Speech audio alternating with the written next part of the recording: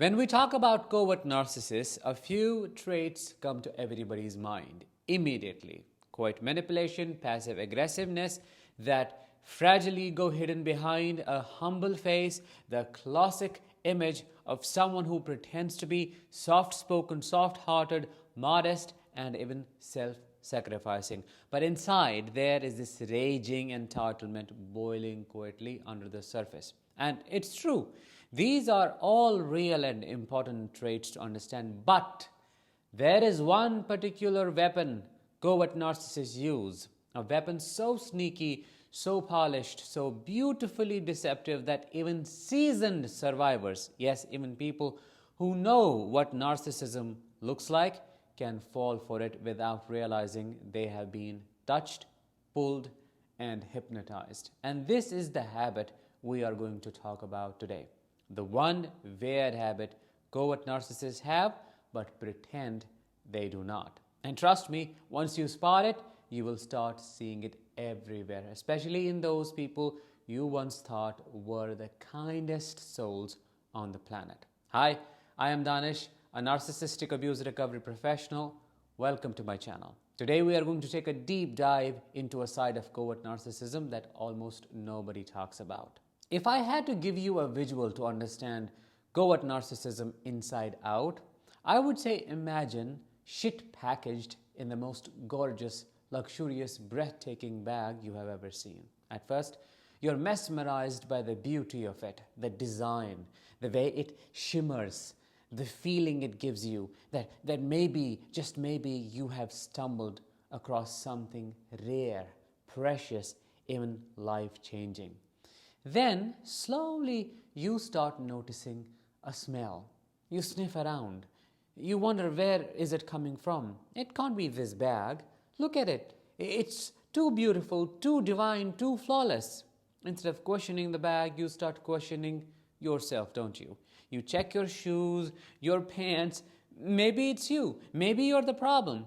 That's exactly what it feels like being in the presence of a covert demonic narcissist.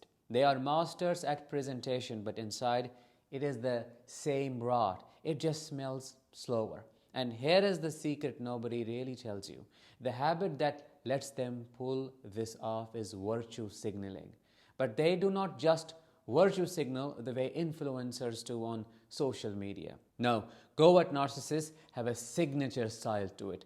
A humble, sneaky, backdoor kind of virtue signaling that bypasses your defenses by making you believe they're the best human being you have ever met without ever feeling like you have been manipulated. Let's unpack this, but slowly. See, a normal person doing a good deed doesn't need you to know about it. If it comes up, it comes up. If it does not, it does not.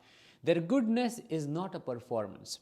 It is woven into who they are and how they live.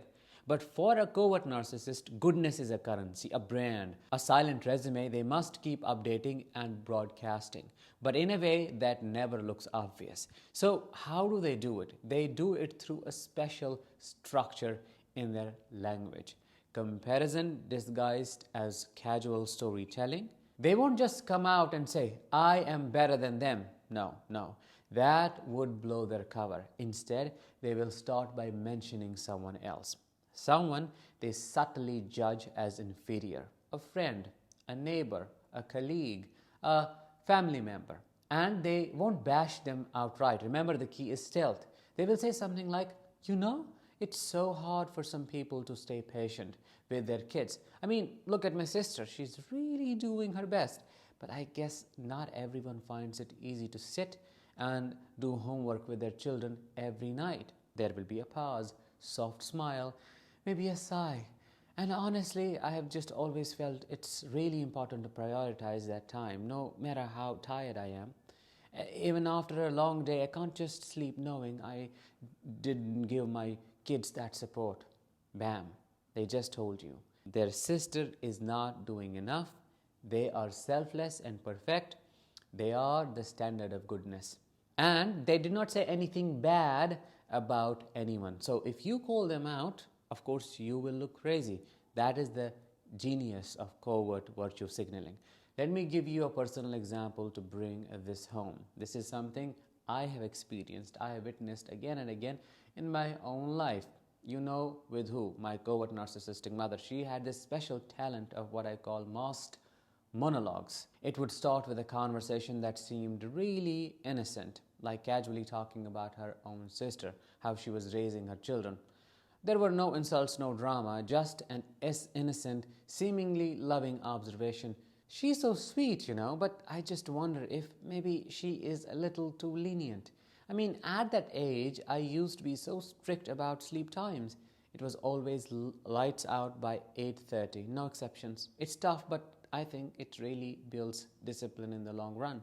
And boom, in a two-sentence story, she would slightly downgrade her sister without being rude, highlight her own superior parenting, present herself as both loving and wise, and bypass any criticism because she wasn't attacking anyone. That is what covert virtue signaling looks like in action. And God forbid, if you dare to point this hidden grandiosity out, if you say, hey, you are kind of putting her down to make yourself look better, what's going on? You will be met with a classic covert narcissist defense. Me? No, you've got it all wrong. I'm the most down-to-earth person I know. I never judge anyone. I was just sharing. And there is a second layer of the trap. Their humility itself becomes another form of grandiosity. They do not just brag about their actions, they brag about how humble they are for not bragging. When covert narcissists virtue signal, they also use emotional hooks. They won't just present themselves as good. They will subtly pull on your emotions to make you feel grateful, guilty, or lesser without you knowing where those feelings are coming from. For instance, they may say, not everyone would have been there at 2 a.m. when your mom was in the hospital, but for me, there was no question. Family comes first, always, even if it meant missing my most important meetings the next day. It sounds so sweet, right? But if you peel back the words, they're reminding you of their sacrifice. They're positioning themselves as superior in loyalty and love. And they are setting an invisible debt you now owe them. This is how they hook you, by emotionally indebting you to their manufactured goodness. And why does this work so well? Because it bypasses your logical filters. If someone said, hey, I'm better than you, you would immediately resist, won't you? But if someone casually implies it while appearing selfless, your brain cannot find anything to fight against. You do not feel attacked. You do not feel put down. You do not feel manipulated. You feel grateful, admiring, and slowly loyal. Without realizing it, you start trusting them more, defending them more, elevating them in your mind as some rare soul who is different from the rest. But are they? No. Meanwhile, they are sitting quietly on the throne you unknowingly built for them. Now, what happens when you grow wiser?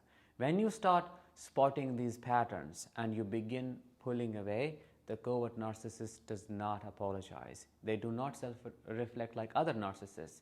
Instead, they double down on their virtue signaling. They will start talking about how hurt they are by people who misunderstand them. They will lament how hard it is to be a good person in a bad world. They will tell anyone who listens how all they ever did was care and how cruelly they were abandoned. In the end, they weaponize their own goodness as a shield and a sword. Shield to protect themselves from accountability, sword to silently shame you for leaving them. If there is one thing I want you to take away from today, from this episode, it is this.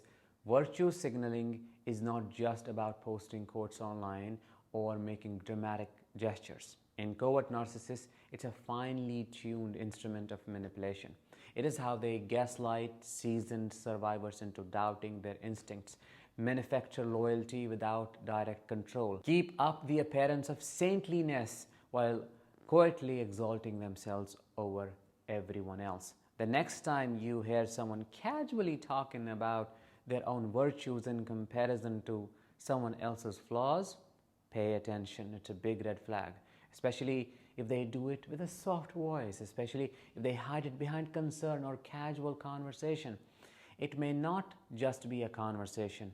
It may be the most beautiful, silent, well-packaged gaslighting you will ever encounter. If this opened your eyes to something you felt but could not name before, make sure to like this video, this episode, share it with someone who needs it, and please subscribe for more raw, real conversations like this. With that, let's bring this episode to an end. Thank you so much for listening. I will talk to you in the next one. Until then, as always, let the healing begin and continue.